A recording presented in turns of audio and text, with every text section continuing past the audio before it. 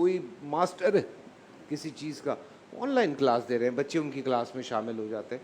سو یہ بہت سارے فائدے. تو ہمارے یہاں بچوں کے اندر آپ کو کیا رویہ زیادہ نظر آتا ہے؟ بسم اللہ الرحمن الرحیم.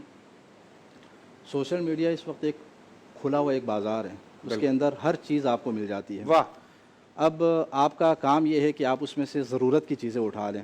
جب آپ بازار جاتے ہیں تو ظاہر ہے ساری چیزیں نہیں اٹھاتے, ساری چیزوں کے اوپر ہاتھ نہیں رکھتے آپ. وہاں سے جی ہاں, آپ اپنے بچوں کو بھی آپ ساتھ لے جاتے ہیں تو بچہ ضد کرے گا کہ یہ بھی لے لیں, یہ بھی لے لیں, یہ بھی لے لیں. پیرنٹس جب ساتھ ہوتے ہیں تو بچے کو بھی اجازت نہیں دیتا کہ ہر چیز جو ہے وہ اٹھانے کی کوشش کر لیں. تو اس لیے ظاہر ہے اس میدان کے اندر آپ کو اچھی چیزیں بھی ملیں گی, بری چیزیں بھی ملیں گی. میں یہ سمجھتا ہوں کہ ہمارے ہاں سوشل میڈیا کا جو فائدہ اور نقصان کو اگر ہم دیکھنا چاہیں, چھوٹے بچے اور جو نوجوان ہیں ان کو زیادہ اس سے نقصان پہنچ رہا ہے, اور جو بڑی ایج کے ہیں جیسے ہماری ایج کے جو لوگ ہیں وہ اس سے زیادہ فائدہ اٹھا رہے ہیں. یعنی دونوں طرح کی چیزیں ہیں. بچوں کا نقصان کیا ہو رہا ہے؟ بچوں کا نقصان جیسے کبھی بتا رہے تھے نا کہ یہاں تک کہ بچے جو ہے زیادہ وقت اپنا اسی کے اوپر لگا رہے ہیں. ٹھیک ہے, اپنی تعلیم کے اوپر بھی اتنا ٹائم نہیں دیتے, کھانے کے ٹیبل کے اوپر بھی جب وہ بیٹھتے ہیں تو وہاں پر بھی ان کے ہاتھ میں یہی چیزیں ہوتی ہیں. بعض بچوں کو تو ہم نے یہاں تک دیکھا ہے کہ وہ ان سے اگر آپ 5 منٹ کے لیے بھی اگر موبائل چھین لیں یا موبائل لینے کی اگر کوشش کریں تو وہ رو رو کر فریاد کرنا شروع کر دیتے ہیں. یعنی ان کی مکمل عادت جو ہے وہ اسی کے ساتھ وابستہ ہو گئے. اب ظاہر ہے بچے کو آپ جس چیز کا عادی بنائیں گے اسی کا عادی بنتا چلا جائے گا. تو یہ ان کی نفسیات کے اوپر بھی اس کا ایک برا اثر پڑتا چلا جا رہا ہے. ٹھیک. اور جہاں تک معاشرے کے اندر مختلف قسم کے جو مسائل ہیں اور نوجوان کے حوالے سے آپ نے سوال جو کیا, نوجوان بھی اس کا اچھا بھی استعمال کر رہے ہیں, برا استعمال بھی کر رہے ہیں. معاشرے کے اندر بہت سارے ایسے لوگ ہیں کہ جو اسی سوشل میڈیا کے پلیٹ فارم کے ذریعے اپنی اچھی آواز پوری دنیا تک پہنچا رہے ہیں, اپنے معاشرے تک پہنچا رہے ہیں. بہت سارے نوجوان ایسے ہیں کہ جن کے اندر ٹیلنٹ تھا لیکن پہلے ان کو کوئی میدان نہیں ملتا تھا. ٹھیک ہے, کوئی ان کو ایسا فیلڈ نہیں ملتا تھا کہ جہاں پر وہ اپنے ٹیلنٹ کو دکھا سکیں. آج وہ سوشل میڈیا کے ذریعے سے ان چیزوں کو دکھا رہے ہیں.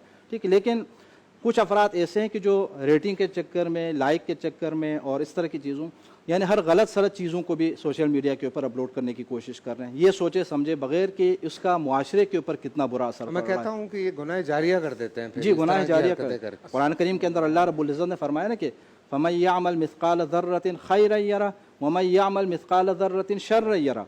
سب کچھ وہاں پر نظر آئے گا. اگر آپ کوئی نیک کام کرتے ہیں تو وہ بھی آپ کے سامنے آئے گا, اگر کوئی آدمی یہاں پر برا کام کرتا ہے تو وہ بھی وہاں پر آئے گا. تو یہ صرف عام زندگی کے اندر نہیں, سوشل میڈیا کے اوپر بھی جو ہماری حرکتیں ہوتی ہیں ان سب کا بھی ہمیں وہاں پر سامنا کرنا پڑے گا.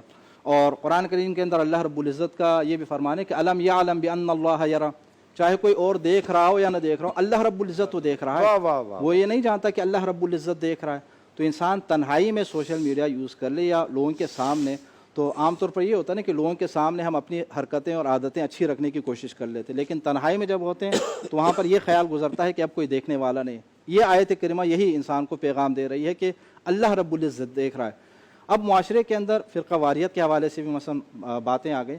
میں نے اس کے حوالے سے ایک آرٹیکل اس عنوان سے لکھا ہے کہ سوشل میڈیا کی وجہ سے معاشرے کے اندر اتحاد اور وحدت اسلامی کا فروغ.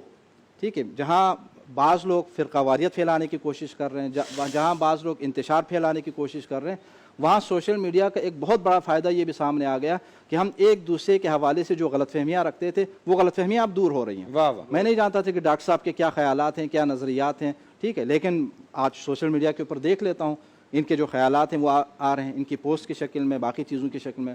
تو ان کے بارے میں جو غلط فہمیاں وہ دور ہو جاتی. ان کو معلوم نہیں تھا کہ میرے خیالات کیا ہیں, میرے آرا کیا ہیں, نظریات کیا ہیں, لیکن وہ میرے سوشل میڈیا اکاؤنٹس کے ذریعے انہیں پتہ چل جاتے کہ میرے خیالات کیا ہیں. تو جن غلط فہمیوں کی وجہ سے معاشرے کے اندر ایک دوری تھی, ایک نفرت کی کیفیت تھی, وہ آہستہ آہستہ اب کیا ہے کم ہوتی چلی جا رہی ہے. بالکل کم. تو ظاہر ہے اس کا ہم اچھا استعمال بھی کر سکتے ہیں. جہاں تک مختلف مسالک کے علماء کرام کے اختلافی اکاؤنٹس اور اختلافی جو خطبات ہیں ان کی بات میں نے پہلے بھی ایک پروگرام کے اندر آپ کے سامنے عرض کیا تھا کہ اصل میں یہ ایک مائنڈ سیٹ ہے. بعض لوگوں کا ذہن جو ہے وہ انتشار سے بنا ہوا ہے, بعض لوگوں کا ذہن جو ہے وہ انتشار کو پسند کرتا ہے, ان کی روزی روٹی اس کے بغیر چلتی ہی نہیں ہے.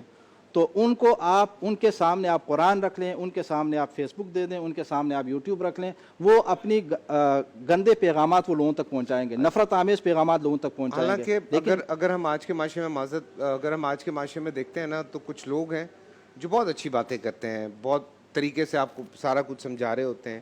پھر کچھ ہم نے لوگوں کو سنا وہ اپنے بیانات میں بیٹھ کے جس طرح کی زبان استعمال کرتے ہیں, گالیاں دیتے ہیں, اور آپ جس ممبر پہ بیٹھ کے سارا کچھ کر رہے ہیں تو وہ گالیاں, بدتمیزی وہ اچھی نہیں لگتی. تو میں ہاتھ جوڑ کے کہتا ہوں کہ تھوڑا سا معاشرے کا خیال کریں.